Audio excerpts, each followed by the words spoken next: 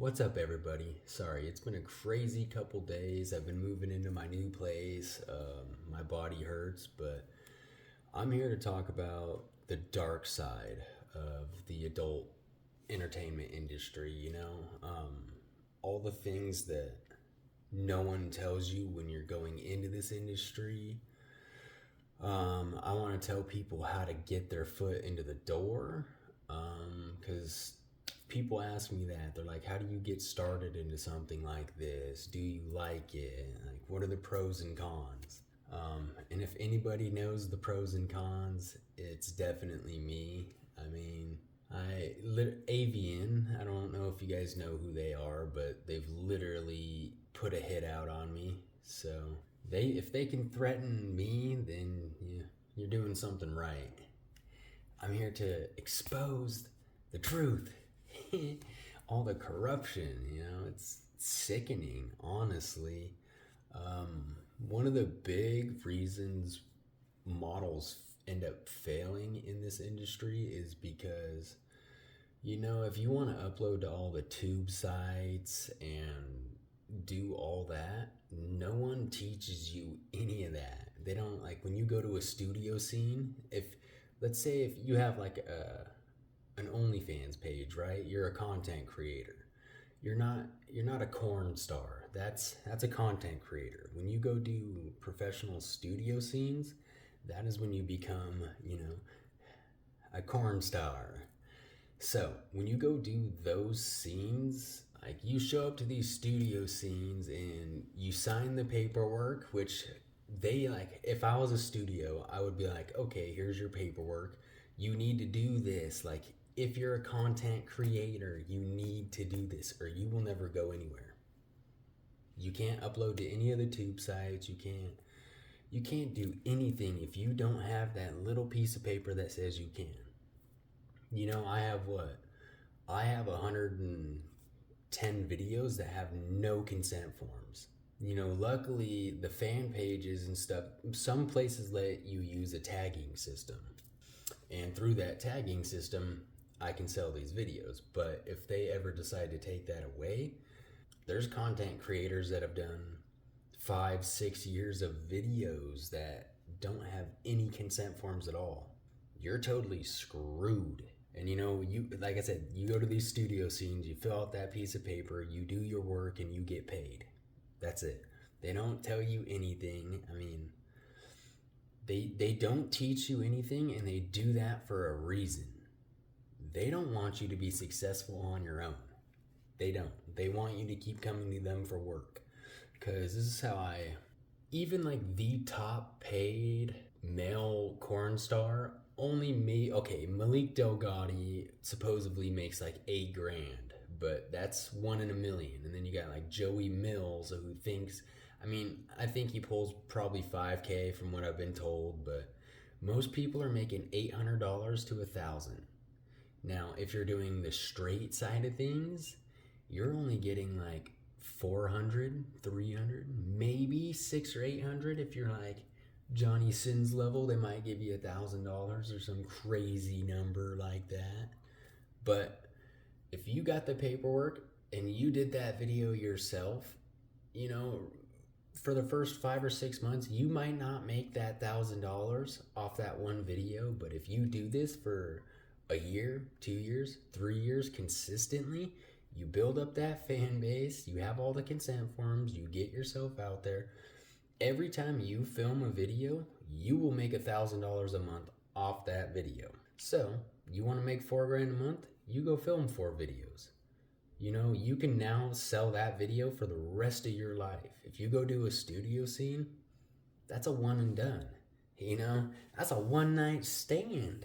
That's a big problem. So in 2023, XBiz hit me up for an award for highest grossing model.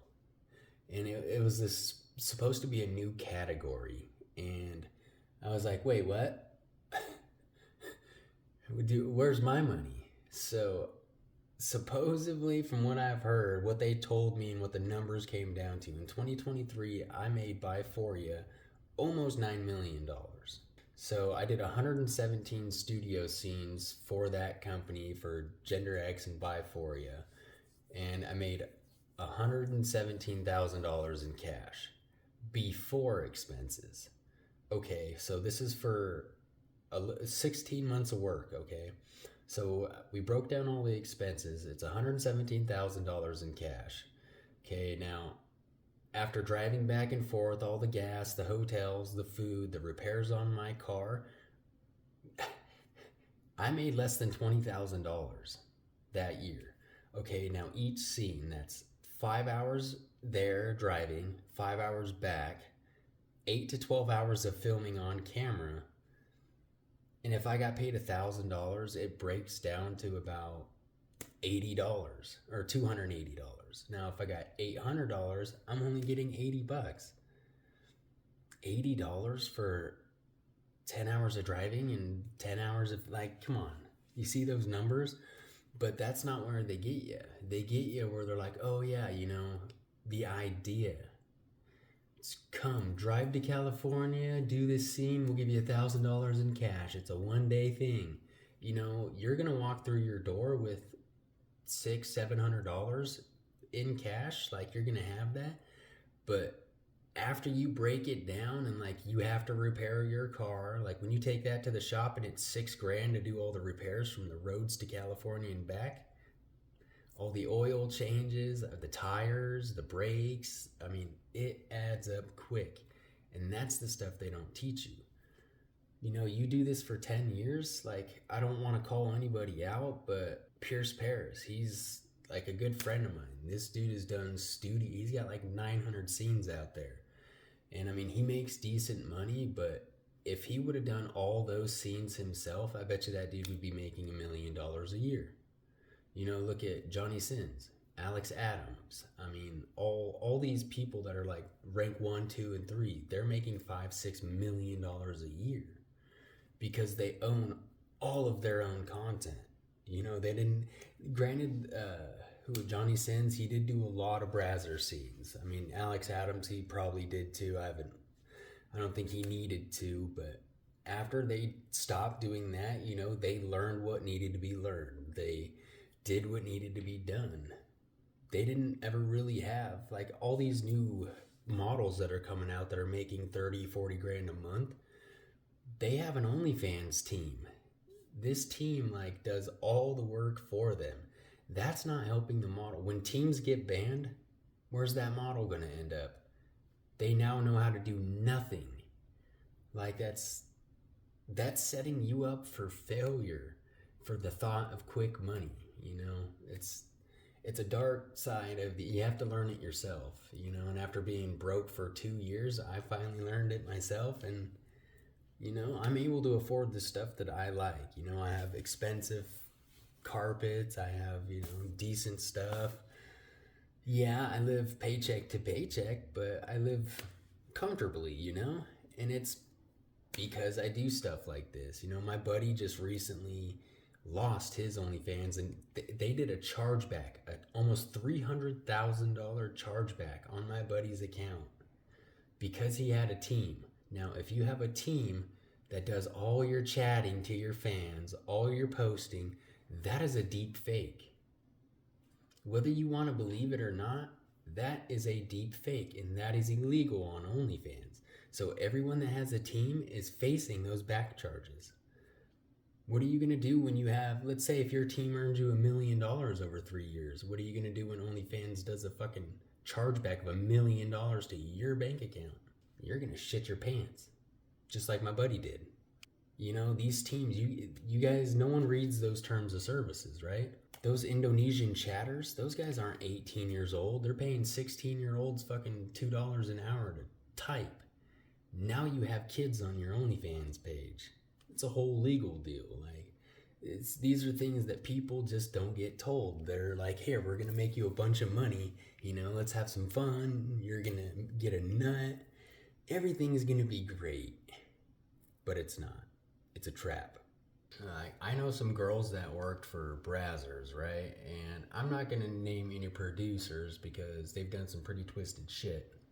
But This is one of the less twisted things that they did. So when you go to do your scene, you fill out like your W-9 or your 1099s and all that. Like you put your social security number down, your ID, the whole 9 yards. You got to prove you're over 18 and all that. Well, in that 12-page contract, some of those things are 12, 13 pages. In Brazzers, they used to hide it, allegedly. I'll say that so I don't want any legal problems. Allegedly, they would be like, okay, you never get to make a toy for yourself or sell it yourself after you do this scene. So basically, they owned all those models' toy rights for life. They didn't know that. They didn't read those files. They just wanted their money, like in and out, That's dirty to me. You don't do that for profits. Like the company my toy company. So I signed with this place and they're like, we'll give you 30% or 50%. I was like, that's a hell of a deal, That's most of these companies like Fleshbot only give 15% to their models. So I was like, 30 to 50? Me? Well, I have 30 or 40 of my fans that have sent me pictures of my toy, and I've only made 3 sales. You go look at the product reviews on my toys, there's 3,000 reviews on it. How have I only been paid for 3 of them if there's 3,000 reviews? Are you guys allowing ghost reviews or something? Like, intimately, your website doesn't lie. How come I'm not getting paid for my sales? It's a shade, but they know that most of these corn stars make so much money that they're never even going to notice or never even going to care, or they take advantage of people every step of the way in this industry. It blows me away. Back to the alleged Brazzers things. So, let's say a man's best friend. I know producers and a lot of women. So those explicit tapes that get released to girls in a or who do you think filmed that professional quality video? If you do research, most of those girls were Brazzers contracted women.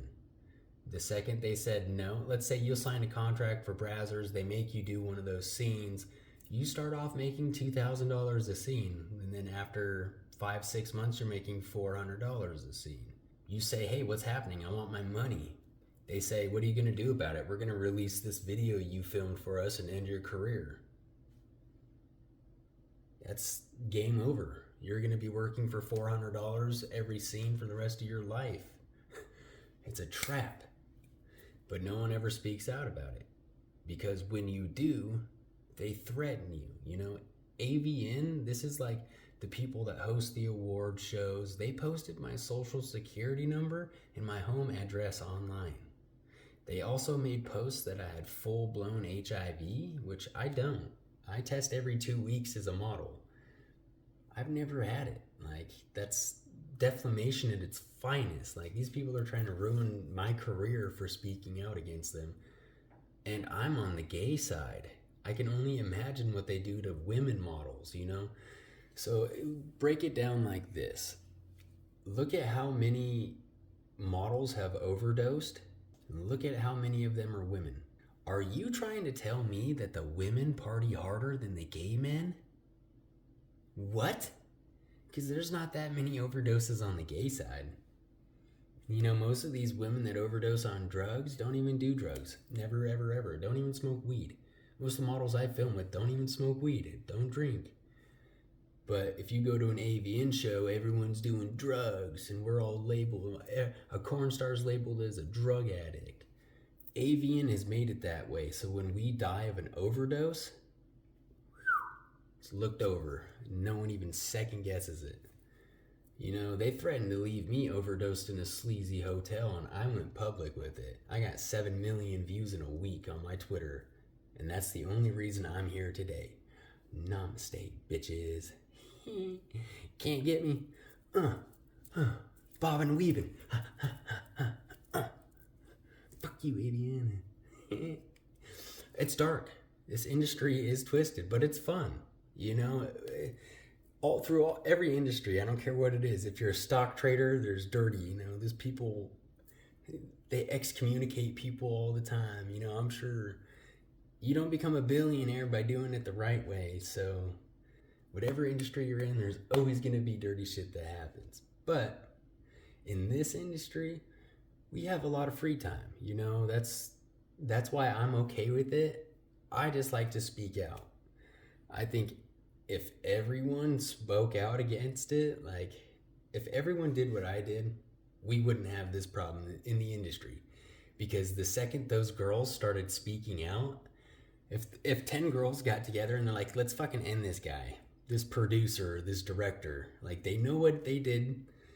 They all have the same incriminating evidence, you know, they all had to film with the same type of thing to get those videos. Those videos have all been released. They could be like, these guys did it. Here's the they have text messages. Like, these girls and guys literally have all the proof. I have most of it on my phone, but I have promised not to expose any names or like anything like that until I go to court. If I get brought to court for this, which I plan on it, like I plan on starting my own porn union. I'm still working on it. Shit's gonna go down. Like, I'm not gonna bring up names until that happens. I have promised them that, and I will keep that promise. But I'm gonna expose all the dirty shit that happened to them without any names, because why not? I feel like that is something that needs to be said. People do not know that about this industry.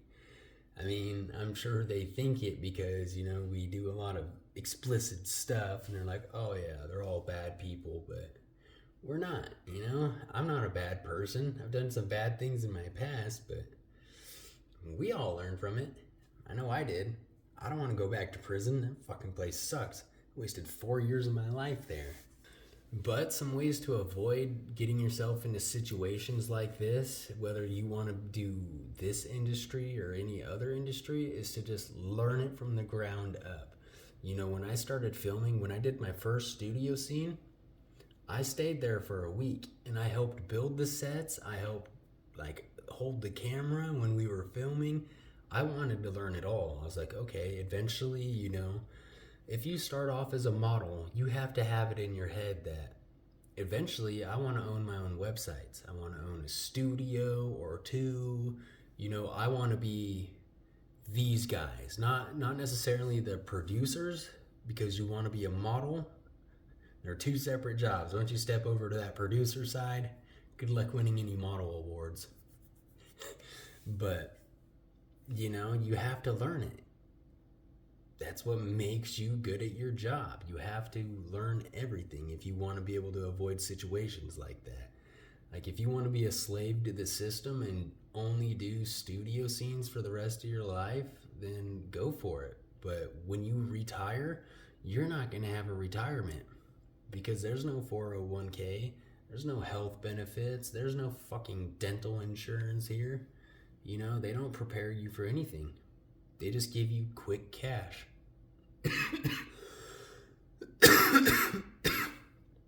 So, hopefully by listening to my videos, you know, if you guys want to get into this, literally go to X Wakanda, and type in any studio that you want to participate in and start commenting on their stuff. Go to every single one of their posts. Hey, I'm interested. Hey, I'm interested. And send a picture of yourself. That's how I did it. That's how a lot of my buddies do it. You know, it doesn't take... It's not hard anymore. Like, anyone can do this. People always ask me, how do I get my foot in the door? Yes, I know you could message me and I could send you to all my producer buddies and stuff, but that's slimming down. Like, I mean, yeah, I feel like a lot of these producers and directors still respect me as a person, but for the most part, I'm going after most of them, you know? I would rather there not be any studios. That would be best for me and every other model if all those studios got shut down and models took control. That's just how it should be, you know? There's no reason that those studios should earn $9 million and I'm living fucking paycheck to paycheck, correct? Correct.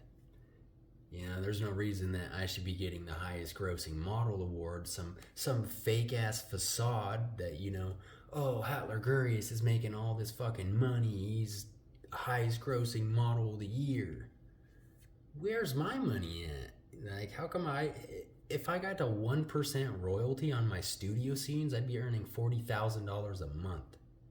And I haven't done studio scenes in 2 years. I'd still be earning that. Like, most of these sites have 400,000 monthly subscribers. Even 100,000, like, they're $29.99 a month. 100,000, that's millions of dollars a month, and you can't fucking afford to pay me.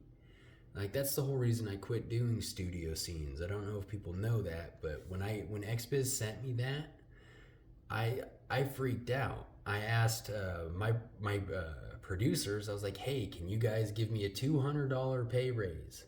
I want $1,200 a scene. And they said, we can't afford that. The fuck you mean you can't afford that?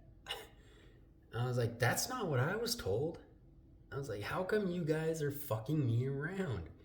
Like, you guys pay these trans models $1,500-$1,600. How come you can't afford to pay me? I've literally done the most scenes in 1 year for one company than any other model around. I was their number one model, and they couldn't afford to give me a $200 pay raise.